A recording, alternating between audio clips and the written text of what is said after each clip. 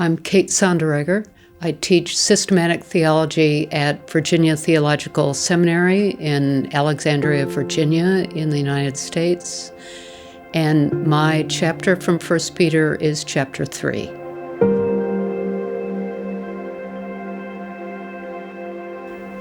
Here we have a chapter that asks us to think about how it is possible to live in a world that is unjust and is persecuting Christians for their faith. Here we have a chapter that treats the people who have often not been addressed by ruling powers. In part of chapter 2, we heard about slaves being addressed directly, and in chapter 3, described it by the author, by Peter, as a similar condition.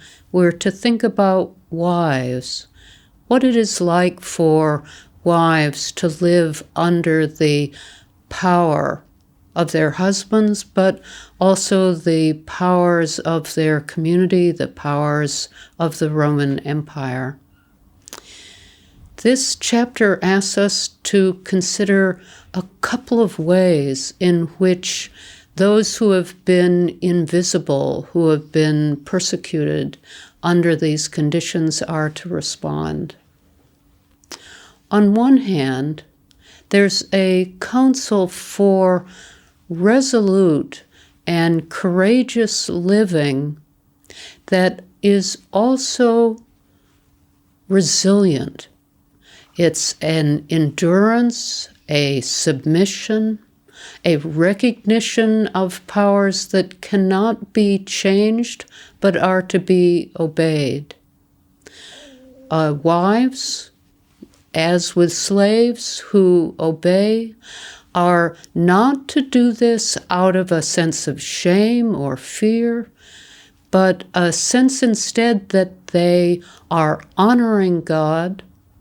And if it is God's will, as the text says, that they suffer, that they do it in the company of Christ. The chapter goes on to talk about how all of us are to live under the powers of our world. Sometimes these are what Scripture calls lordless powers.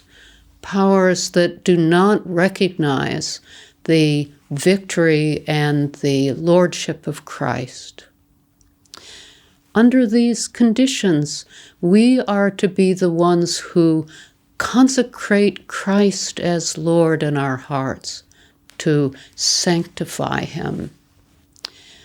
This may mean at times that we consecrate him by a life that is lived in dignity, perhaps even in silence, by a resourceful living under powers that we cannot control. It may mean returning blessing for reviling and persecuting. It may mean a countercultural life that takes its shape from the sufferings of Christ, that will look very much like those who live according to the Sermon on the Mount.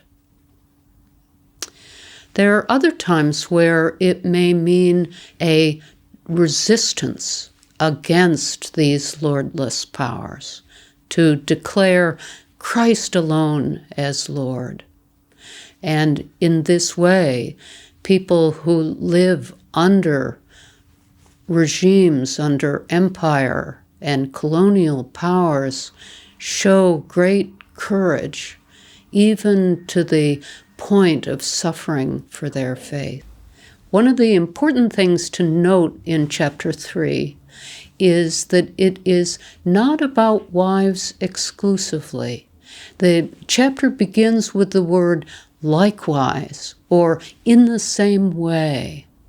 And this is a signal to us that we're to think about this teaching about submission in relation to the earlier discussion of slaves and masters, but then also to think about it, as we see later in the passage, as it applies to husbands in the same way the text tells us, and then beyond that, how it applies to all creatures of the good God. We are to think in all these cases about what it means to acknowledge authority, to recognize it, to submit, to honor it, to return blessing, even if that power in our life is in some way denigrating or insulting, to return good for evil. This is an instruction that applies to all of us. In all this, the chapter tells us to be ready to make a testimony for the hope that is in us. This is not dreary work. It is not a brute suffering under some foreign power. It is rather a testimony of joy in the resurrected victory of Christ, the one to whom in the end all powers submit. Even in his resurrection life, Christ preaches his triumph to the spirits in prison. He portrays himself always as victor. And so those who live under conditions they cannot control, everything from illness and pain to a broken family to a broken culture, all of them live as children of this Lord who, even in his suffering, was redeeming the world, and in his victory is the judge and Lord of this world.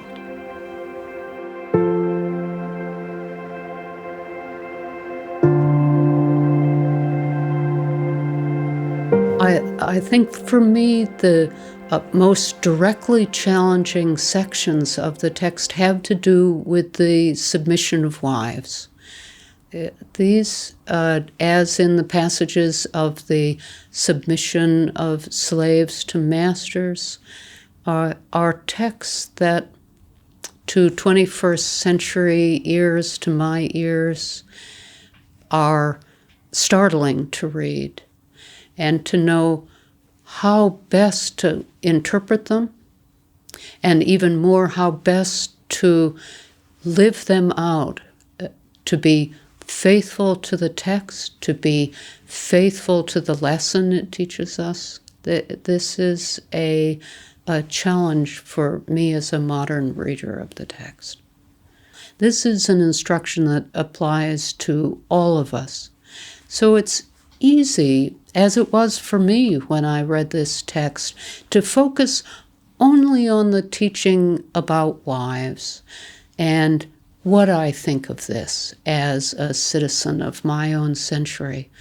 But in fact, the letter time and again reminds us that we don't focus only on wives, we don't focus only on slaves or husbands, but we see that as a pattern that is to instruct all Christians in their conformity to Christ.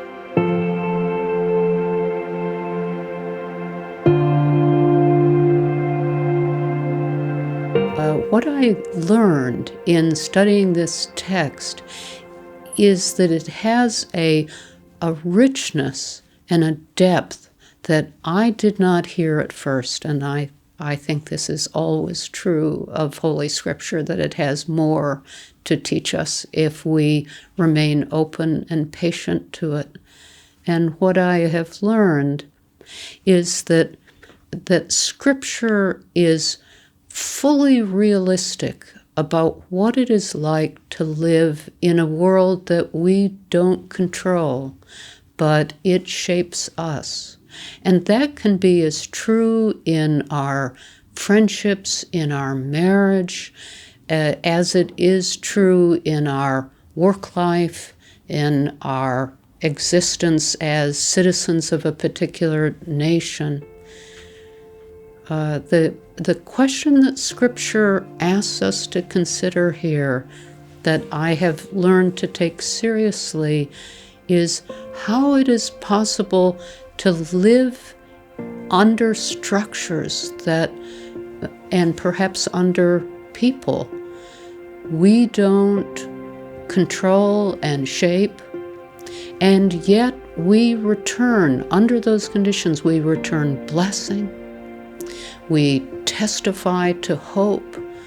We are faithful to Christ, even in the midst of that. And that is something I have learned in this passage, and I hope will instruct me in my life.